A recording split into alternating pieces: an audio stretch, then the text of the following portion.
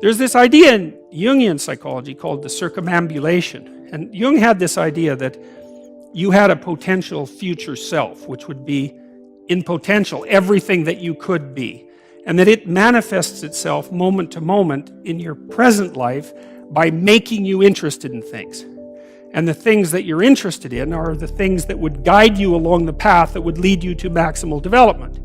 Now, it sounds like a metaphysical idea or a mystical idea even, but it's not. It's not. It's a really profoundly biological idea. The idea is something like, well, you're set up so that you're automatically interested in those things that would fully expand you as a well-adapted creature. Well, like, there's nothing radical about that idea.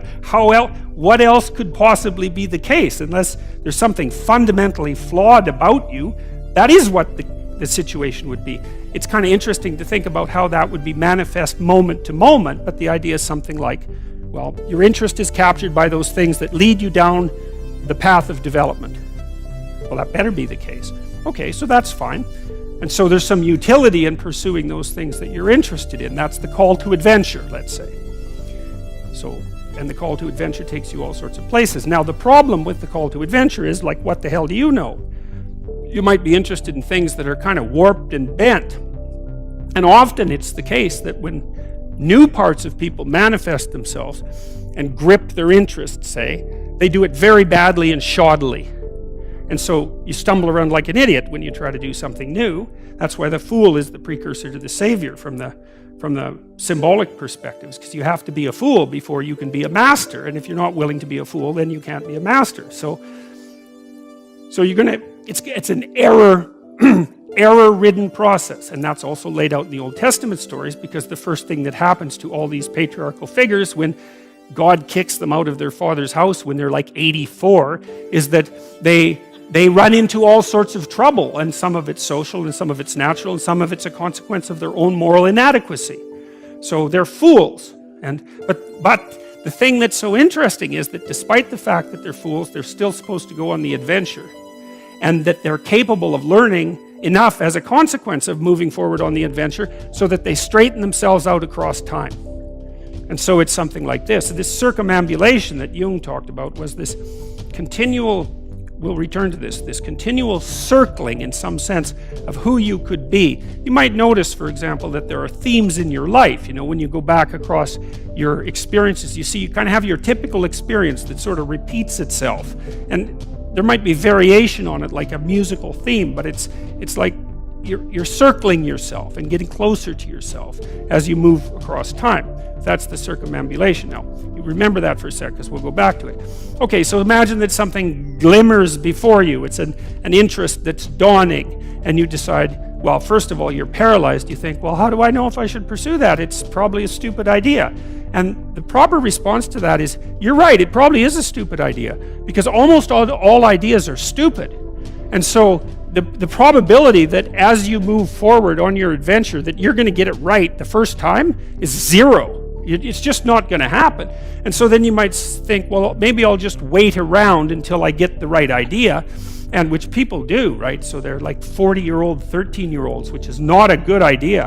And so they wait around until it's waiting for Godot, until they finally got it right. But the problem is you're too stupid to know when you've got it right. So waiting around isn't going to help. Because even if the perfect opportunity manifested itself to you in your incomplete form, the probability that you would recognize it as the perfect opportunity is zero. You might even think it's the worst possible idea that you've ever heard of anywhere. Highly likely. Highly likely. So you have, there's, Nietzsche called that a will to stupidity, which I really liked.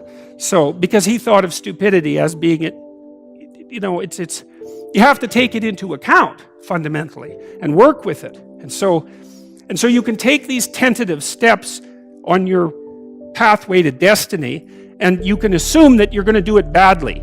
And that's really useful, because you don't have to beat yourself up. It's pretty easy to do it badly. But the thing is, it's way better to do it badly than not to do it at all. And that's the continual message that echoes through these historical stories in Genesis. It's like, these are flawed people. They should have got the hell out of their house way before they did.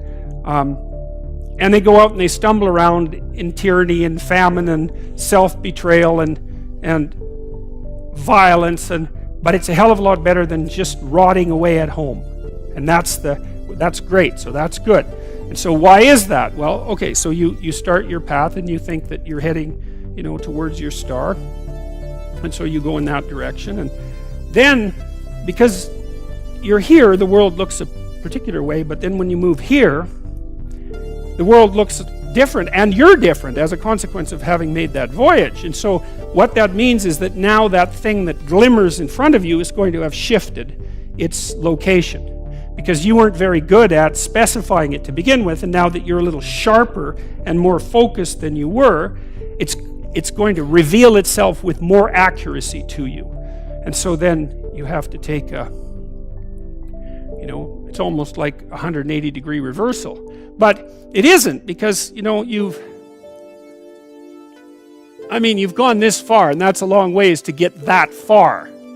But that's a lot farther than you would be if you just stayed where you were, waiting. And so it doesn't matter that you overshoot continually. Because as you overshoot, even if you don't learn what you should have done, you're going to continually learn what you shouldn't keep doing.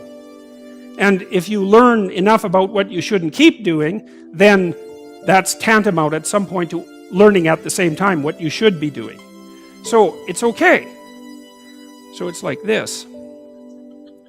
Now, what's cool about it, though, I think, is that as you progress, the degree of overshooting starts to decline, right?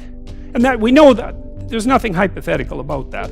As you learn a new skill, like even to play a song on the piano, for example, you overshoot madly. You're making all sorts of mistakes to begin with, and then the mistakes, they disappear. There's a great TED Talk, I think it was, about this guy set up a really advanced computational recording system in his home and recorded every single utterance his young child made while learning to speak. And then he put together the child's attempts to say certain phonemes and put them in a list, and you can hear the child deviating madly to begin with, and then after hundreds and hundreds of repetitions just zeroing right in on the exact phoneme. So, you might not know this, but when kids babble, because they start babbling when they're quite young, they babble every human phoneme, including all sorts of phonemes that adults can't say. And then they die into their language, so that after they learn, say, English, then there's all sorts of phonemes they can no longer hear or pronounce. But to begin with, it's all there, which is really quite interesting. But so as they learn a particular language, they zero in on the proper way to pronounce that, and their errors minimize. And every time you learn something, that's how it is. And that's really useful to know, too, because it means that it's okay to wander around stupidly before you fix your destination. Now, you see that echoed in Exodus, right? Because what happens is that the Egyptians, or the Hebrews, escape a tyranny, which is kind of whatever you do personally and psychologically when you escape from your previous set of stupidly held and ignorant and stubborn axioms. It's like, away from that tyranny. It's like, great, I freed myself from that. Well, then what? Well, you'd think, well, now I'm on the way. It's, no, you're not. Now you're in the desert, where you wander around stupidly, and worship the wrong things until you finally organize yourself morally again and head in the proper direction. So that's worth knowing, too, because you think, well, I got rid of a lot of things, excess baggage that I didn't need in my life, and now everything's okay. It's like, no, it's not. You've got rid of a whole set of scaffolds that were keeping you in place, even though they were pathological. And now you have nothing, and nothing actually turns out to be better than something pathological, but you're still stuck with the problem of nothing. And that's exactly why Exodus is structured the way that it is. It's that you escape from a tyranny. It's, hooray, we're no longer slaves. Yeah, well, now you're nihilistic and lost. It's not necessarily an improvement. But it is it's also useful to know that, because you can also be deluded into the idea that, imagine that you're trying to become enlightened, which might mean to turn all those parts of you on that could be turned on. You think, well, that's just a linear pathway uphill. It's just from one success to another. No, it's not. it's like here you are and you're not doing too badly, and the first step is a complete bloody catastrophe. It's worse. And then maybe you can pull yourself together and you hit a new plateau, and then that crumbles and shakes, and bang, it's worse again. And so, because part of the reason that people don't become enlightened is because it's punctuated by intermittent deserts, essentially, by intermittent catastrophes. And if you don't know that, well, then you're basically screwed, because you go ahead on your movement forward and you collapse and you think, well, that didn't work, I collapsed. It's like, no, that's par for the course. It's not indication that you failed, it's just indication that it's really hard. And that when you learn something, you also unlearn something. And the thing you unlearned is probably useful, and unlearning it actually is painful. You know, let's say if you have to get out of a bad relationship. It's like there isn't any relationship that's 100% bad. And so when you jump out of it, well, maybe you're in better shape, but you're still lonesome and disoriented, and you don't know what your past was, and you don't know what your present is, and you don't know what your future is. That's why people stay with the devil they know instead of, looking for the devil they don't know. So anyways, the fact that you're full of faults doesn't mean you have to stop. And thank God for that. That's a really useful thing. And the fact that you're full of faults doesn't mean that you can't learn. And so you can posit an ideal, and you're going to be wrong about it, but it doesn't matter, because what you're right about is positing the ideal and moving towards it. If the actual ideal isn't conceptualized perfectly, well, first, surprise, surprise, because what are you going to do that's perfect? So it doesn't matter that it's imperfect. It just matters that you do it and that you move forward.